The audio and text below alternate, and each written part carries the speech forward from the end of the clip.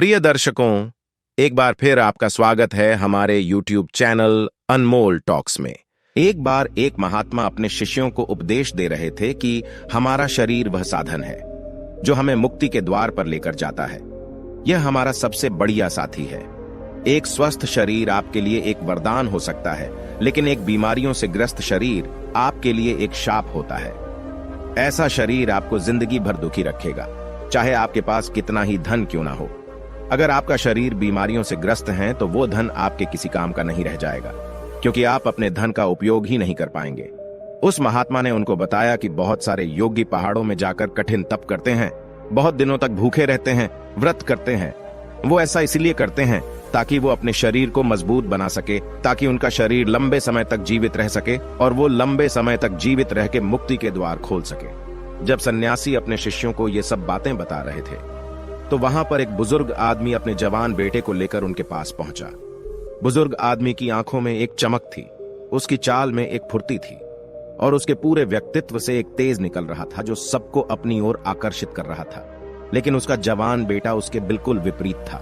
उसके चेहरे पर कोई तेज नहीं था, उसकी चाल से वो थका थका लग रहा था। उस जवान युवक को देखकर ऐसा लगता था जैसे सारे संसार की विपत्ति उसी के कंधों पर आ गई है। उसमें जवानी के कोई लक्षण दिखाई नहीं दे रहे थे। वो ऐसा प्रतीत हो रहा था जैसे जवानी में ही उसे बुढ़ापा आ गया हो। आश्रम के शिष्यों की तरफ बिना कोई ध्यान दिए वह बुजुर्ग आदमी अपने बेटे को लेकर उस महात्मा के पास पहुंच गया। उन्होंने हाथ जोड़कर उस महात्मा से याचिका की कि आजकल के युवा बच्चों में कोई तेज नहीं बचा है, सब में बुढ़ापा पहले से ही आ गया है। लेकिन अगर मैं अपनी बात करूं तो आज बुढ़ापे में भी मुझे कोई बीमारी नहीं है। मैं बिल्कुल स्वस्थ हूं, लेकिन जब मैं अपने बेटे की तरफ देखता हूं तो मेरा दिल दुखी हो जाता है, क्योंकि ये अपने पिता से पहले ही बूढ़ा होने लग रहा है और एक पिता के लिए इससे ज्यादा दुख की बात क्या हो सकती है।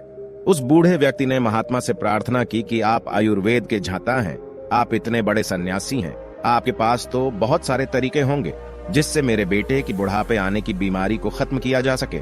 अगर आपके पास ऐसी कोई औषधि है तो आप उसे देने की कृपा करें, जिससे मैं चिंता मुक्त होकर अपना जीवन जी सकूं।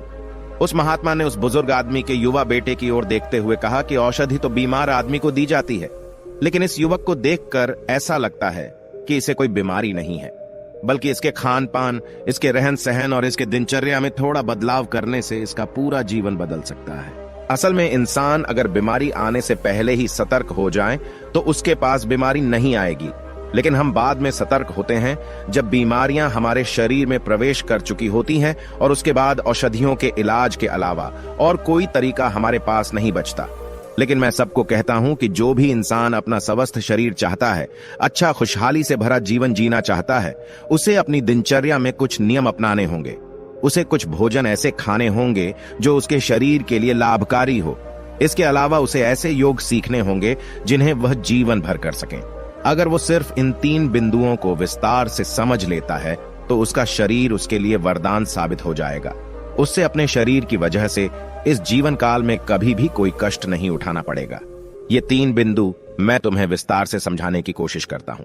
इन 3 बिंदुओं में सबसे पहले हमारा भोजन आता है। जिस प्रकार का भोजन हमारा शरीर ग्रहण करेगा, उसी प्रकार की वो ऊर्जा पैदा करेगा।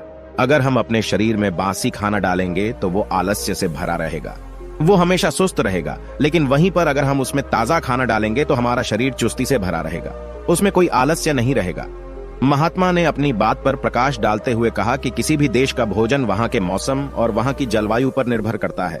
मौसम के हिसाब से सर्दी का अलग खाना होता है, गर्मियों का अलग खाना होता है और उसी प्रकार अलग अलग मौसमों का अलग अलग खाना होता है। और अगर हम मौसम की बात करें तो जो लोग समुद्र के किनारे रहते हैं उनका खाना अलग होगा, और जो लोग रेगिस्तान के पास रहते हैं उनका खाना उनसे बिल्कुल अलग होगा, क्योंकि अलग अलग देश में वहां की जलवायु के हिसाब से फसल उगाई जाती है और जो फसल वहां पर उगती है उसी के हिसाब से वहां पर भोजन तैयार किया जाता है। लेकिन चाहे किसी भी देश या किसी भी जलवायु का भोजन क्यों ना हो, अगर तुम अपने भोजन के साथ कुछ खाद्य पदार्थ और लेते हो तो तुम्हारा शरीर अपने आप चुस्त रहेगा, ऊर्जा से भरा रहेगा। उदाहरण के लिए मैं तुम्हें बताना चाहता हूं कि खाने के साथ गाय का देसी घी बहुत ही लाभकारी होता है, लेकिन जरूरत से ज्यादा घी खाना भी नुकसानदायक हो सकता है। इसलिए जब भी आप अपने सुबह या फिर रात्रि का भोजन करें तो उसके साथ 2 से 5 चम्मच देसी घी का सेवन अवश्य करें। इससे आपके शरीर के जोड़ों के अंदर वो घी पहुंचता है, जिससे आपके जोड़ उम्र बढ़ने पर भी अच्छी तरह काम करते रहते हैं। तुमने बहुत सारे लोगों को देखा होगा जिनके घुटनों में दर्द रहता है, जिनके हाथ में दर्द रहता है। यह बीमारी तभी होती है जब हमारे शरीर में पर्याप्त मात्रा में तेल नहीं पहुंचता है। तेल यानी कि देशी घी हमारे शरीर के लिए सबसे ज्यादा लाभकारी होता है। इसके अलावा रात के खाने के बाद गाय का दूध अवश्य पिएं। गाय का दूध भैंस के दूध से ज्यादा बेहतर होता है, क्योंकि गाय के दूध से हमारा दिमाग तेजी से काम करता है, उसकी कार्य करने की क्षमता बढ़ती है, शरीर में चुस्ती बढ़ती है। उस महात्मा ने आगे बताया कि सुबह सुबह तुम्हें भर पेट खाना खाना चाहिए, क्योंकि वो खाना दिन भर काम करने से हजम हो जाता है। लेकिन रात में अगर भरपेट खाना खाया जाता है तो हमारा शरीर नींद में जाने के बाद उस खाने को अच्छी तरह से हजम नहीं कर पाता, और इसी वजह से कुछ लोगों का पेट सुबह सुबह अच्छे से साफ नहीं हो पाता है। और जब पेट अच्छे से साफ नहीं होता, उसी से बहुत सारी बीमारियों का जन्म होता है। इसलिए रात में हल्का खाना खाएं और खाने के बाद थोड़ी सी मिठाई अवश्य खाएं, क्योंकि खाने के बाद थोड़ा मीठा खाने से हमारी पाचन क्रिया तेज हो जाती है। उसके बाद हमारा खाना जल्दी हजम हो जाता है। इसके अलावा बासी भोजन कभी ना खाएं। बासी भोजन खाने से अच्छा है आप भूखे रह जाए, लेकिन बासी भोजन, सड़ा हुआ भोजन हमारे शरीर के अंदर जाकर बहुत सारे कीटाणु पैदा कर देता है, और उसी की वजह से बहुत सारी बीमारियों का जन्म होता है।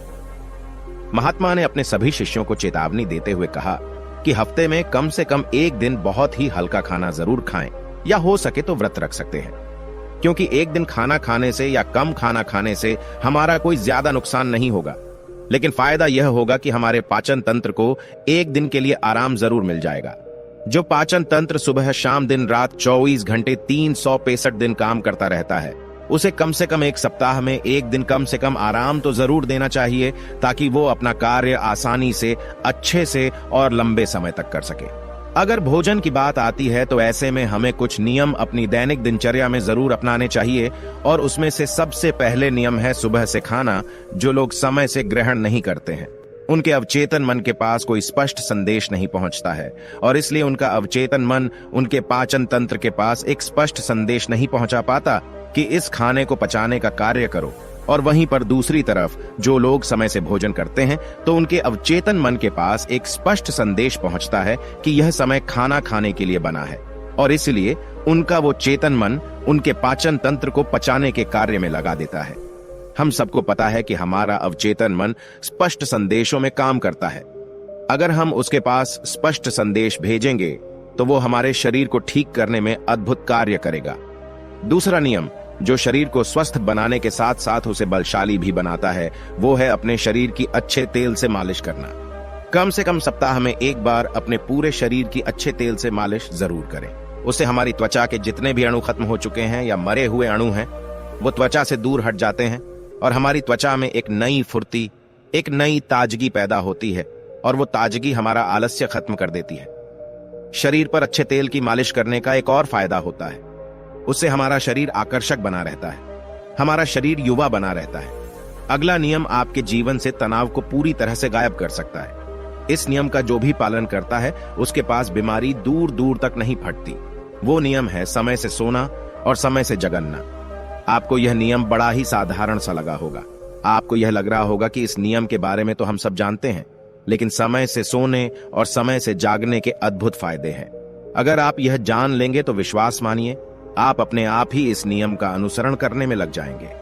अगर आप समय से सोने और समय से उठने के चमत्कारिक फायदे जानना चाहते हैं, तो आप नीचे कमेंट कर सकते हैं, हम उसके ऊपर भी वीडियो बना देंगे।